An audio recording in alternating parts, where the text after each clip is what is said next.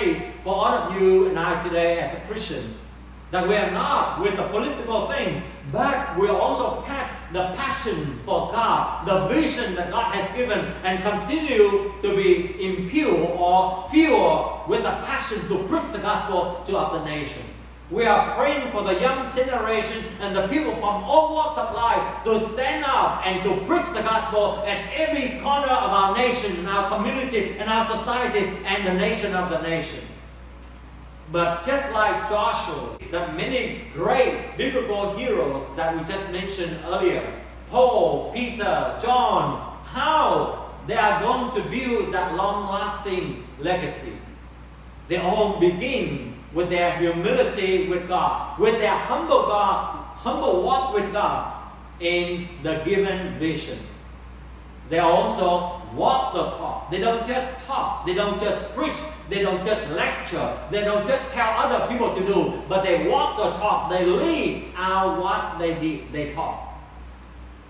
And they continue to give an example for other people, and they continue to cast the vision. They don't just stop it there, but they continue to share the vision, the burden that God has given to them. Just like Joshua in chapter 1, when you read, when God has given him the call to lead the Israelites, he immediately called the people and began to cast the vision and to share about the plan of what to do. And then people immediately respond to it. How many of us are casting the vision today? I'm also casting the vision that we call Vision 20%. It's still at the early age of casting.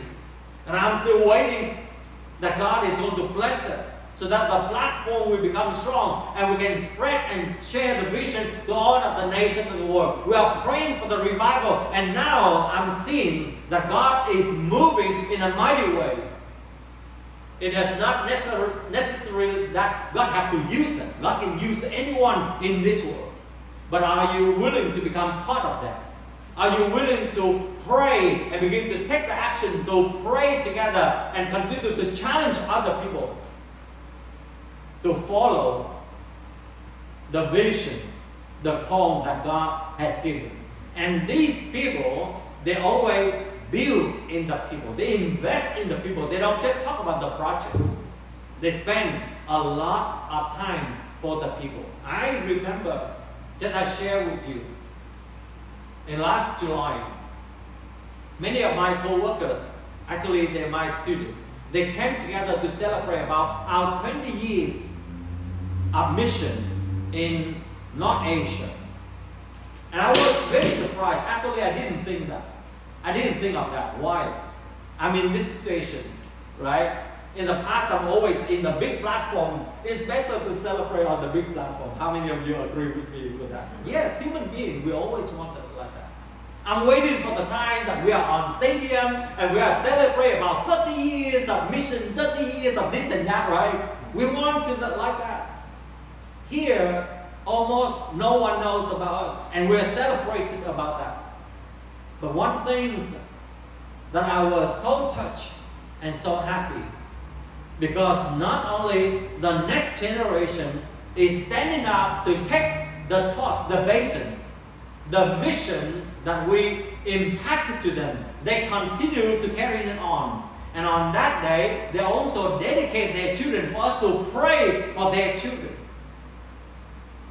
And from generation to generation, if you and I are not building in the life of the people, no one will share our passion. No one will share our vision. No one will share the legacy that God has given to us. And importantly, they have been faithful to that legacy. They have been faithful to the call that God has given. And that's how they build a long-lasting legacy. And of course, it's always with a great cause. And today, in honor of Charles Kirk, so I just spent a little bit more time to talk about the legacy that he has built and what are the contributions that he has done for the United States and the nation. The first thing is that from ChatGPT, they give us, first of all, reviving civic engagement among the young American through their core mission to educate, train, and organize students to promote freedom, free markets, and limited government, the Constitution, and conservative and Christian value. And when I was thinking about this, I think this man is smart. Because he knows in the heart of millions of America, they want this. It's just being buried, right? It's just being buried there. But the people have that passion. And God gave this man wisdom. And he just take action in order to turn it on. We just said in order to redigging the well, in order to redevelop that something already built in the heart and mind and life of millions of Americans. And that's why he could be easily more effective, and it's proven he is effective and successful. Secondly, he is building the great platform for students to speak out their voice, to debate, and to uphold the importance of free speech, big government, overreach, free market value, First Amendment rights on campuses and schools. And that's why he quickly can build about 3,500 chapters and more than that in all of the college and campuses, because students love to debate. They want to voice out their ideas, and he just meets the needs of each student. And the movement just develops so fast, and they also talk about something that they're very interested in. That even in the political arena, so many politicians always talk about the big government and small government. They talk about the socialism and capitalism, and we see that those topics never ended. He knows the need of the people. Thirdly, he mobilized young people in churches to integrate biblical values with civic duty. This is what I'm interested in as a pastor. I also want to encourage more of us to go into the world to share the gospel. And if we are not going to engage into the civic responsibility, how are we going to share the gospel? I remember when we went to share the gospel in the countryside. I'm a city boy. You know, a city boy, we don't know how to do agriculture thing. And even though my grandfather also do some of the gardening, so I can just know a little bit about that one. But growing or planting rices, I have no idea. Harvesting rice is no idea. But for the sake of the gospel, when we went into the countryside, and then I approached the people, they were scared. First of all, because we were strangers. Secondly, they are the adherents of other believers, of other religion, in which they are very afraid to receive the new religion. And they worry, because of superstition, they worry that their gods will punish them. So they try to avoid us. So how are we going to approach them? So what did I do? God just gave us a new idea. You know what the idea? During the time of harvest. And then I just roll up my sleeve and my pen, and then I begin to walk into the field, and I ask these farmers, can I help you to harvest the rice? And of course, I was thinking in their mind that, do you know how to harvest? Or you are going to destroy it? But anyway, our passion, our zeal, our eagerness, our willingness touched the life of these people. And as we were there, can carry a little bit of things, and we can share the gospel. And that is how the gospel has been spread, and churches have been planted in the new areas. And today, in the same way, in the city, there are many civic responsibilities that you and I can also engage in. Charlie's Kirk is mobilizing the young people, not only 1,000, but millions of them, to engage into civic responsibility and to share their faith.